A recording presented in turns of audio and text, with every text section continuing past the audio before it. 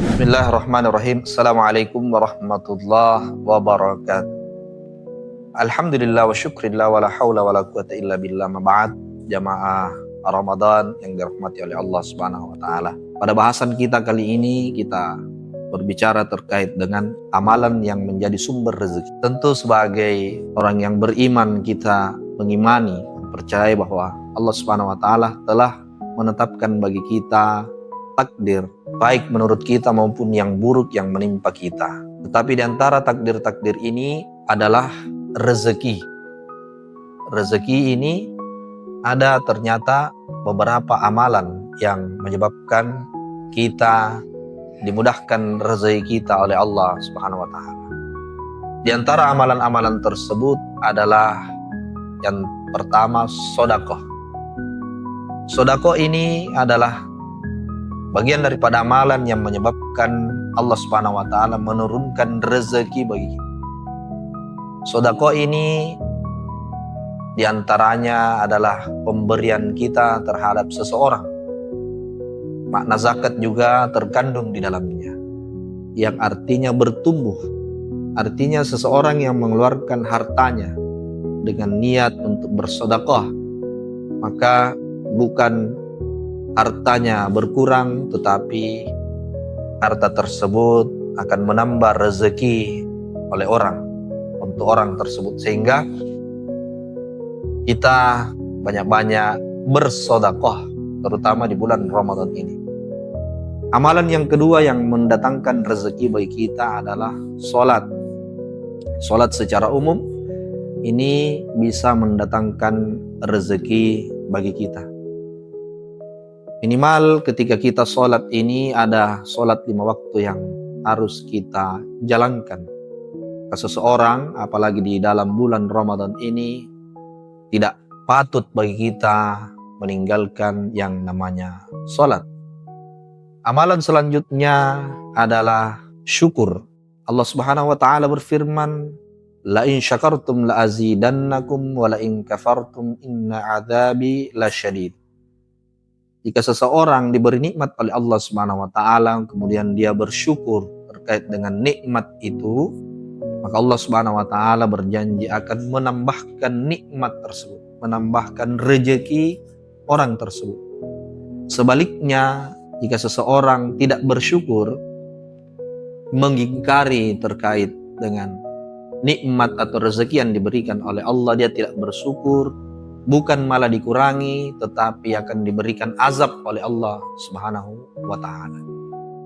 Selanjutnya adalah silaturahim.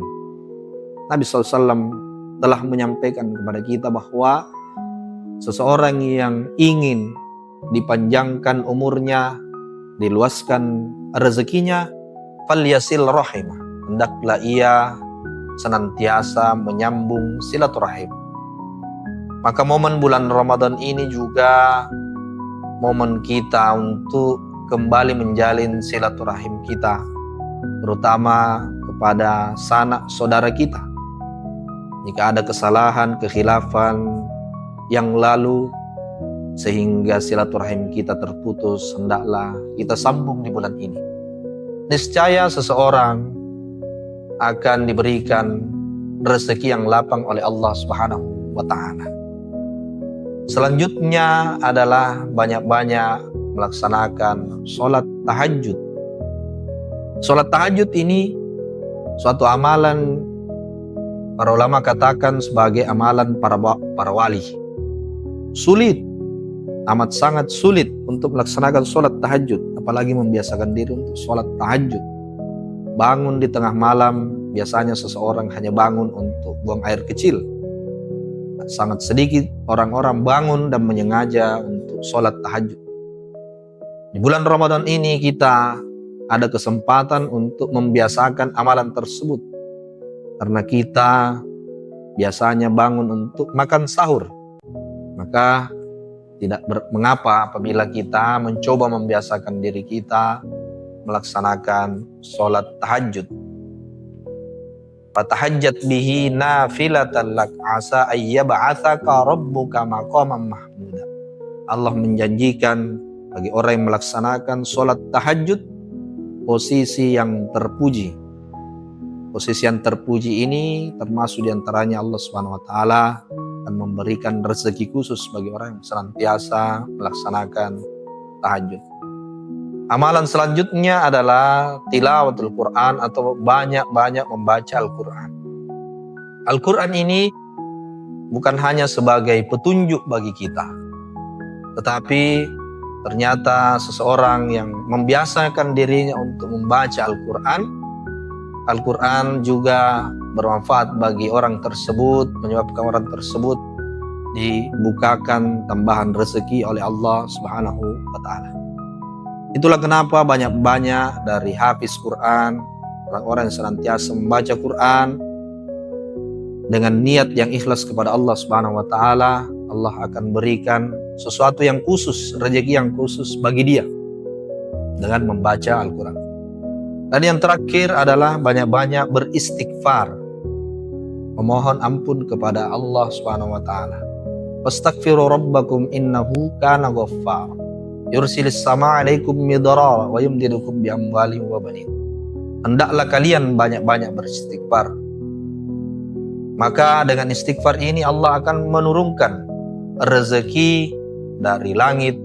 Allah akan menurunkan hujan, memperbanyak rezeki, memperbanyak anak dengan perantara istighfar kita kepada Allah Subhanahu wa Ta'ala. Maka insya Allah mudah-mudahan kita termasuk orang-orang yang mengamalkan, kalau tidak mampu untuk mengamalkan ketujuh amalan tadi, paling tidak ada satu atau dua dari amalan ini yang kita istiqomah, dan dengan amalan ini insya Allah rezeki kita menjadi lebih baik, lebih banyak, lebih lancar, dan diberkahi oleh Allah Subhanahu wa Ta'ala. Demikian, Assalamualaikum warahmatullahi wabarakatuh. Saya Nur Hayati Asis, Rektor Institut Aisyah Sulawesi Selatan, mengucapkan selamat menjalankan ibadah puasa Ramadan 1447 Hijriah. Semoga kita semua diberi keberkahan menjalankan ibadah di bulan yang penuh berkah ini. Wassalamualaikum warahmatullahi wabarakatuh.